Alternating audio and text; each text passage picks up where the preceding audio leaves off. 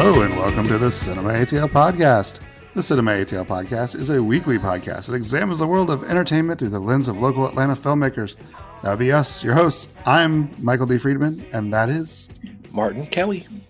And this week, we are going to be talking about Red Notice, the big Netflix movie that was released just about a week ago. It's their most expensive movie ever, and it was their most watched opening day ever for a Netflix film. So we watched it as well, and you're probably wondering if it's any good. We'll offer our review. But first, Martin, why don't you tell our listeners how they can help the podcast out? Well, you can help us out by by listening as much as you watched Red Notice, and and comment and rate and subscribe on your favorite podcast platform. If we could get a fraction of the audience who watched Red Notice on opening night, 0.1%, yes, exactly, we would be in good shape. But like I said, you can subscribe, you can rate, you can comment on your favorite podcast platform. Those include Apple Podcasts, Spotify, iHeartRadio, Amazon, SoundCloud, Stitcher, Google Podcasts, and even on YouTube. Yes, and we also want to hear from you. You can always tweet us. You can get us at Cinema ATL or our personal Twitter accounts. Mine's at Clever Transient.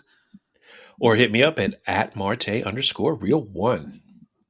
And don't forget our Instagram, which is at Cinema ATL Podcast. That's right. Or if you're legacy web enabled, you can check us out at cinemaatl.com. Or you can visit our MySpace page at myspace.com/cinemaatl. I wouldn't recommend that because Tom really hates on us. Maybe you can be in our top 8. Yeah, before we jump into the thing, I actually wanted mentioning our Twitter actually reminded me at Clever Transient, which is my Twitter.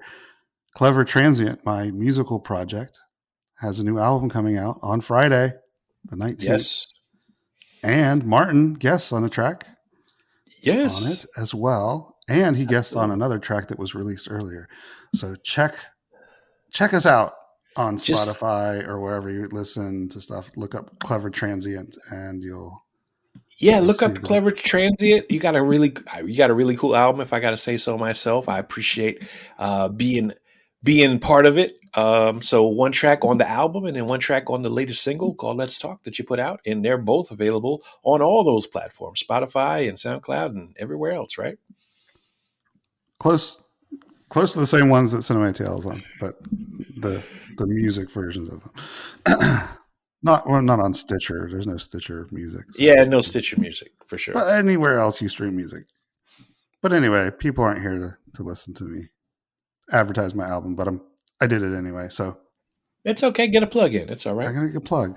I don't plug myself that much, so here you go. Check it out. It's called Proverbs and Lies. Check it out on Spotify on Friday. All right, that's enough of the intro. Why don't we talk about Red Notice?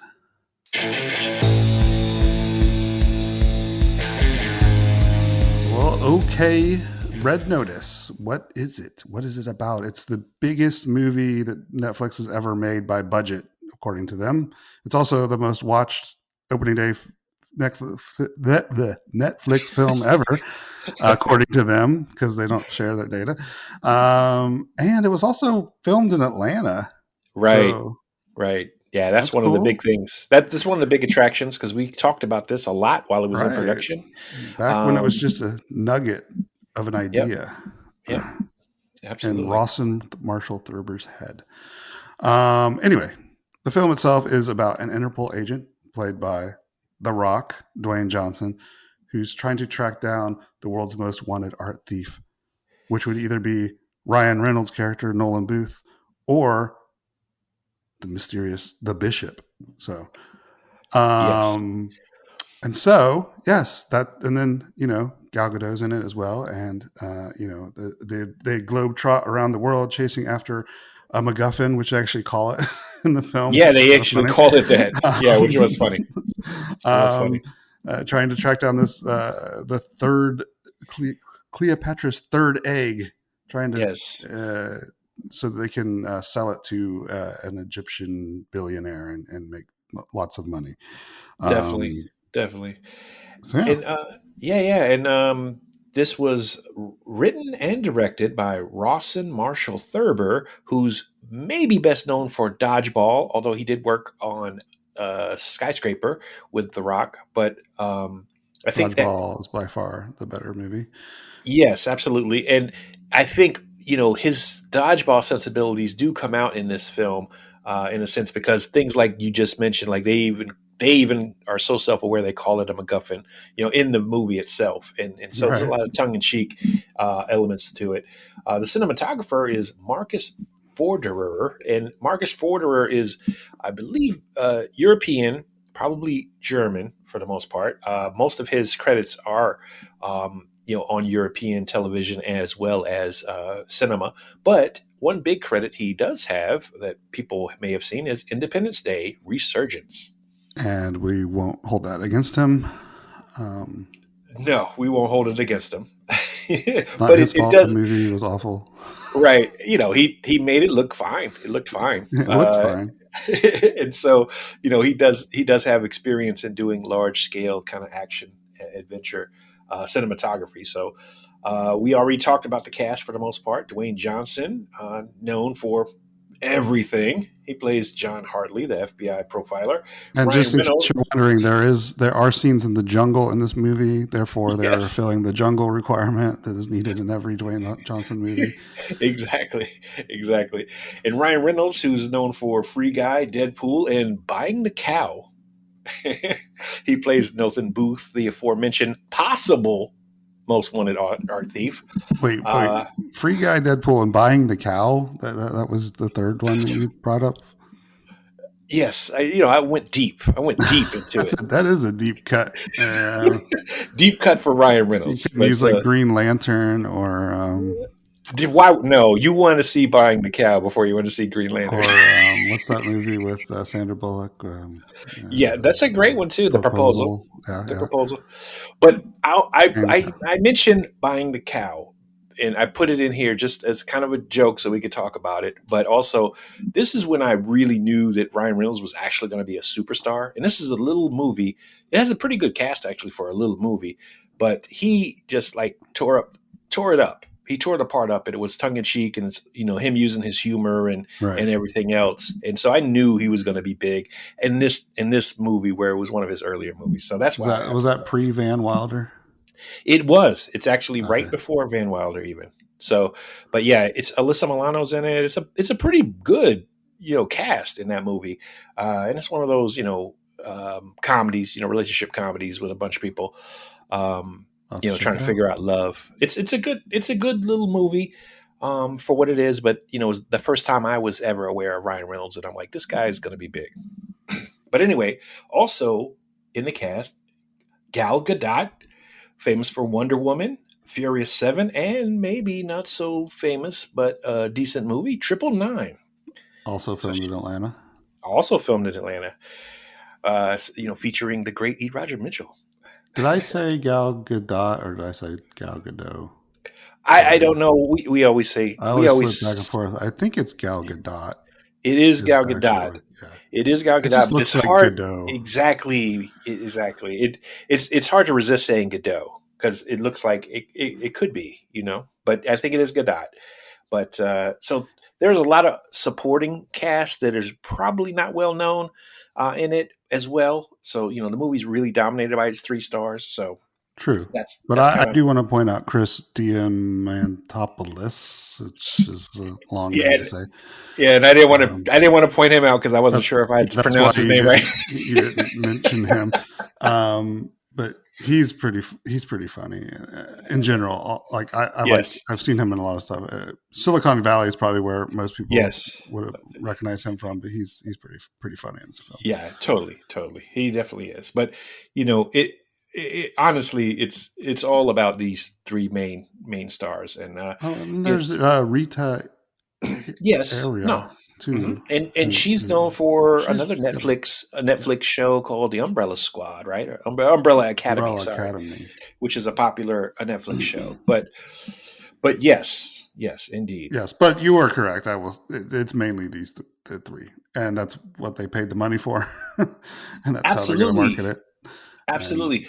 And I'll say this. This is what I want to preface this with, because I honestly, I don't know if there's three more likable, you know, actors going right now. I mean, honestly, Dwayne Johnson. If they would have I've had Paul Rudd in it, maybe. Yeah, oh yeah, if you add Paul Rudd.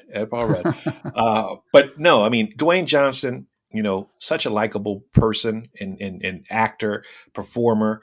Ryan Reynolds, of course, same thing. He's always very likable in the screen presence. And say what you will, Gal Gadot is extremely likable in what she's been in so far. I've always been a fan of hers ever since I kind of noticed her in like Fast Six, I think. When she first entered the Fast and Furious series, I thought she was really going places, and she's very likable as well. So What was these the three she's in a charismatic. comedy that was also filmed in Atlanta. Yeah, the Speaking one of with John Atlanta, Hamm. is it Keeping Up with the Joneses? I think is what Yes, it's uh-huh. called. That Yes, was uh-huh. actually pretty funny too. Yes, it was. It was. So It was she's surprisingly funny, and she yeah. was surprisingly good in it. Like I I mean, not wasn't surprised. well. I know you weren't surprised, but like showing that she could do comedy, like when she Right. had been more of like the femme fatale character or Right. the No, absolutely. superhero and the Wonder Woman. Um, Absolutely. But I mean, this, like I said, this cast oozes charisma. They're like some of my favorites. I would probably watch a movie with any of them, when it first comes out. So it was a no brainer to, catch this. Netflix casting this crew, no brainer for sure.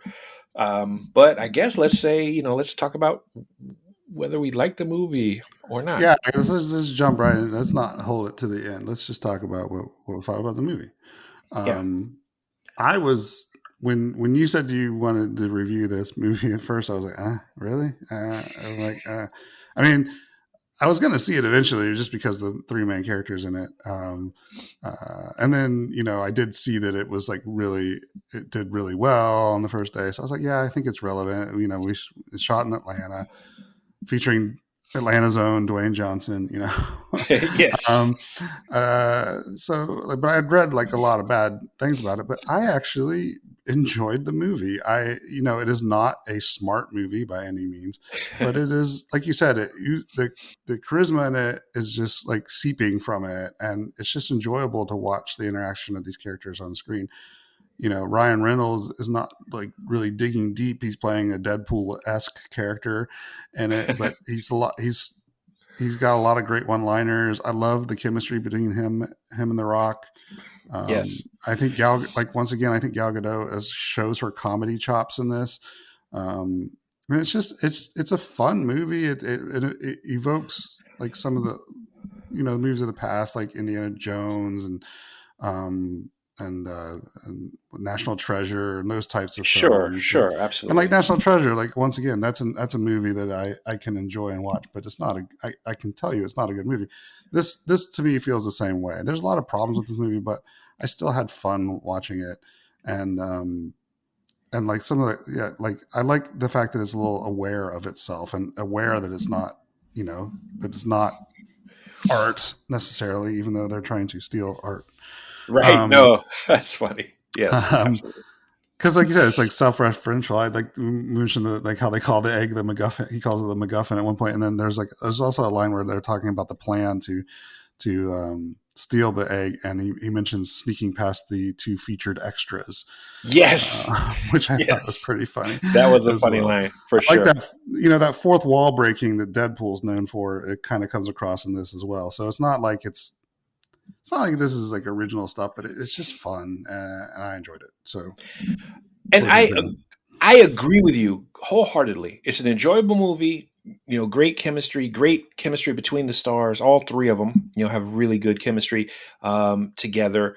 Lots of really funny moments, especially from Ryan Reynolds and his one-liners, his deadpan delivery is great. And it doesn't take itself seriously. You're right. It's an enjoyable watch. Your comparisons are right on the money. Yes, a lot like National Treasure, something like that. Just a fun kind of puff of a movie. You know what I mean? It's a popcorn movie Right. for the most part. But I will say this, and ultimately, and I didn't. This is one where I didn't read any reviews, and I assumed it was getting bad reviews from critics. But I'll say that what it doesn't do is deliver on its promise to be an epic movie. You know what I mean? And it kind of does. Like the trailer was really big, and it felt like it was going to be a big movie. It felt like it was going to be, a summer blockbuster. Just happened to be on Netflix, Hmm. and I think that's what they want you to believe it is, and it's not quite that.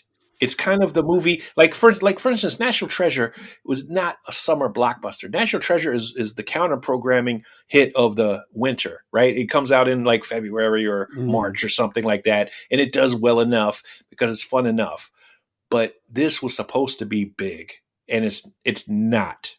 And that we'll talk about a little bit why I think that is, down the line. But I agree with you though. It's a fun watch. You're not going to be disappointed with watching it. It's a fun way to spend a couple hours, and again, the charisma of the stars, is not going to let you down. It's good and it's fun, but it's not what it purports to be.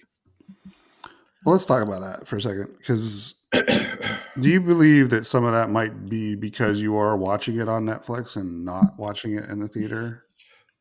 I don't, and here's why. Because HBO Max has kind of changed that. Now, HBO Max, is doing basically what Netflix is doing this year. Especially during Right. the pandemic, um, and you're watching movies that were intended to be big movies on the small screen, and they still can feel big. For instance, Dune. Dune still feels big and epic, right? Right. This one doesn't. You know what I mean? And Yeah. No, I see that. so I don't think it's that. I think, and I think it's meant to be. I mean, Netflix wants it to feel like a big theater movie just happened to be on Netflix, and it just doesn't. They can't do it. They haven't done it yet. I'll just say. Well, let's. I think maybe part of it is also, I mentioned that it was filmed in Atlanta, mostly Hmm. filmed in Atlanta, Yep. but there are no recognizable Atlanta scenes. Like no, you know what I mean. Normally, even if Atlanta's standing in for another Right. a place, you catch glimpses of, oh, I know where that is in Atlanta. This was, most of the sets were obviously filmed on a stage. Right. Even the outdoor scenes and stuff like that, like the Yes. jungle scenes Yes. were Totally. obviously staged. So I mean that kind of takes away from that feel of shooting on location and having those big budgets, and which is kind of interesting because they have made a point of saying that this is the biggest budget movie that Netflix has ever done. Now, did all of that go to the salaries of the actors, Probably. or because they didn't spend it? I mean, there are scenes where they did shoot on location in a couple places, and that's when it Sure. does feel kind of more Yes. Yeah. blockbustery, right? Like when they're in France Sure. or when they're Sure. in Italy and some of those places, it does feel a little bit more grand. And then you have these set pieces where they're just on stage and it looks like they're on stage. You can Yes, tell. and yes, and that's the thing. And like here's and you have to juxtapose it with, like, think about this. This shot in Atlanta, in which we're happy that it's shot in Atlanta. A lot of Atlanta people got to work on this. That's great. We love it. We want it. But we know it's shot mostly on studio sets, right? Instead of Right. in the open. But there's another couple of movies that get shot in Atlanta that don't feel like this. They still feel big, even though that's what they mostly do. And those are Marvel movies, right? Right. They get shot on stages in Atlanta too, but they don't feel as restrictive as this one does. In my That's opinion. true. I mean, but like, even like I said, even in those, like there are scenes where they do shoot, like even like the Hawkeye uh Hmm. series that's coming out, and they had an extended like scene from it. It's not taking place in Atlanta, but you can tell that it's outdoors. There's a big car chase Yes. scene and stuff like that, and it looks like it's got the budget behind it. So yeah, I think they can do that. I don't think shooting in Atlanta is a negative thing. I think No. it's figuring No. out the way to do it properly, and maybe that goes to back to the director or the cinematographer to make it look little bit more convincing, make it feel more epic. Um, I think you're right, and and maybe that's part of the drawback of someone who broke in as a comedy writer and director, not quite knowing how to really expand into gigantic action adventure movies, right? but he Like did this. Skyscraper. I mean, say what you will about Skyscraper, at least it had that feel, right? It did, Like, and that was shot here too. Yeah, right. so you're right. This even Skyscraper, overcame that sort of constraint that we're talking about. That feels like it's at play here. One thing I do want to bring up is I read a couple things about like how they filmed this, and there were a lot of drone shots in it, Hmm. and like where they actually like not like the overhead drone shots that you see normally, but this was like actually using drones, kind of almost like a steady cam type Hmm. thing, and maybe that led to some of the more like not the non natural feel to it, which kind of can take you out of a scene, right? Hmm. Hmm. And maybe that's just like subconsciously like we haven't seen that before really, and maybe that kind of led to some of that as well.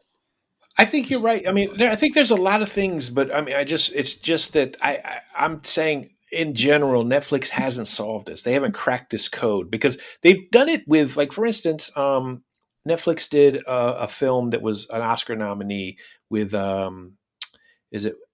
I'm gonna butcher his name. The one in black and white, Roma, Roma. right? Now, Roma is a movie. It was obviously nowhere near as big as budget as this, and of course, the director, has done big budget as well as low budget indies, and they basically just gave him the money, and he shot it on location, and it's a great movie. It's a fantastic movie, and so that kind of movie, Netflix can prove that it can do. But when it comes to trying to be like Ocean's 11 or you know what I mean? It's not that. It can't. They haven't done it like the Charlize Theron movie that I don't remember the The name old of. We guard. talked about the Old Guard. That had some similar problems. It was so confined to sets. It did not feel open enough, and that they just haven't solved that yet. For to be a big studio. They haven't solved the big studio movie It's the yet. blockbuster. Correct. Because they Correct. can do the other movies, but the blockbusters Yes. don't feel. And you know, I think that part of that might be that they are using the old guard suffered from the same thing. It felt like Yes. Hmm. the movie was setting up, trying too hard to set up a franchise, Yes. trying to develop IP into something that they could, you know, make their metaverse, if the Right. term that's been bouncing around all over the place recently, but to create that, you know, that IP that they're kind of jealous of, WB for having, or Right. Marvel, or DC.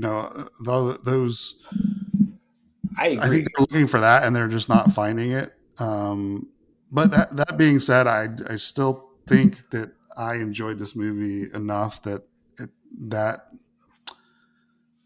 that didn't really bother me, and I am kind of hoping to see a Red Notice too, because I kind of think it might be better, Sure. due to that Sure. fact.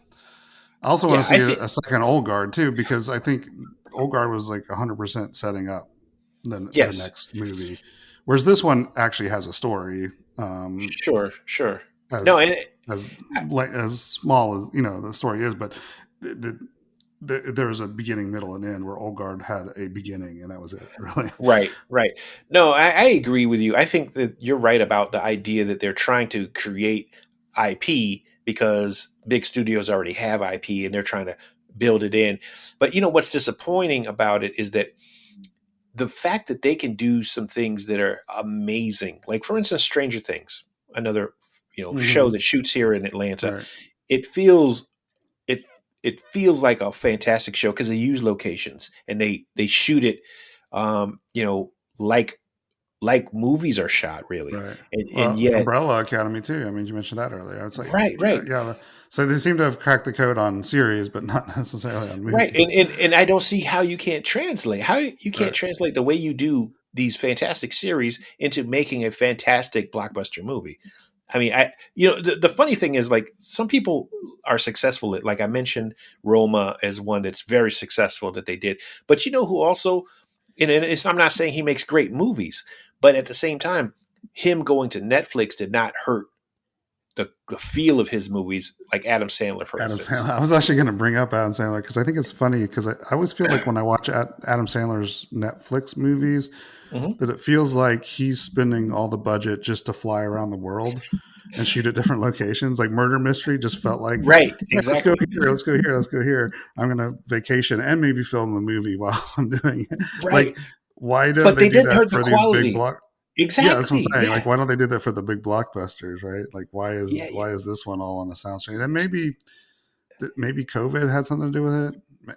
And it's possible. It's possible, but I mean, I don't know. It's just been a couple of times now, and of course, the hype of it is what ultimately lets me down a little bit. Is that the hype of it doesn't deliver into a blockbuster, which they've been trying to do So for a long time. I, I guess the opposite is for me because I read so many bad reviews that I was just like, I had no hype behind it. And Right, I was right. just like, okay, this is actually more entertaining than I thought it was going to be. And so actually, Well, yeah, I guess part of the hype for me is the fact that you talk about social media and don't forget to follow Cinema ATL podcast on Instagram.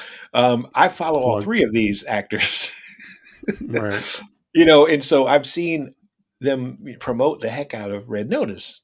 You know what I mean? right. Just like they promote their other films, right? But their other films are true blockbusters, right? They're true. You go to the theater and see them, and they're real life I, blockbusters. And in this one, they're promoting it the same way, so the expectation is the same, and yet it doesn't deliver quite the same. I've discovered what the problem is. Hmm. It's the curse of Blockbuster. Oh, Netflix destroyed Blockbuster, and therefore Blockbuster they cannot have a Blockbuster yes, you got it. You because got it. They'll never have a blockbuster. it's like the Babe Ruth curse, Exactly. right? Just Exactly. You're right. Blockbuster said, "I curse you, Netflix. You'll never have a blockbuster." And they've so far they've proved true. They're gonna have to reverse the curse at some point. I mean, so yeah, so I mean, we've talked quite a bit about this. Like, it doesn't seem like we like delved too deep into it more than what we did, but we're already I getting know, out of time. So and I do want to say, hey, it's a fun watch. It's not right, that, like, my criticism is strictly for the fact that it didn't deliver what it promised. It's still a fun watch and still a fun movie, and certainly worth your time to watch. So, so I was gonna say, can you name one thing you liked about the movie, one thing you didn't like about the movie, and then your grade. okay, well, I liked, obviously, the chemistry and the interaction between the stars and their adventure. They were so free flowing and seemed like they had a good time. It translated, so I loved that part. One thing I didn't like about it is that I kind of knew I knew the major twist, You the knew whole the double time. crosses. You knew all the double Yeah, crosses I, and I the knew it things the that were whole time, because which there is are like, a lot in this. Yeah, yes, yeah, and I didn't. I don't know that. Like for instance, I think of like the Ocean series, and you don't right, guess them all. You don't guess them all. You know what I mean? right. And so I knew all these, which was disappointing. They were a little too Uh, telegraphed. Yeah. yeah, yeah. And then in my overall grade, I mean, I'll say B minus, because it's, again, it's a super enjoyable film. It just doesn't deliver on its promise. All right. The one thing I liked about it, I think I like the humor mixed with the action. I think if there's one thing that Ross and Marshall Thurber does well is mix the two. So I appreciate that along with the chemistry that you mentioned, but I didn't want to take yours.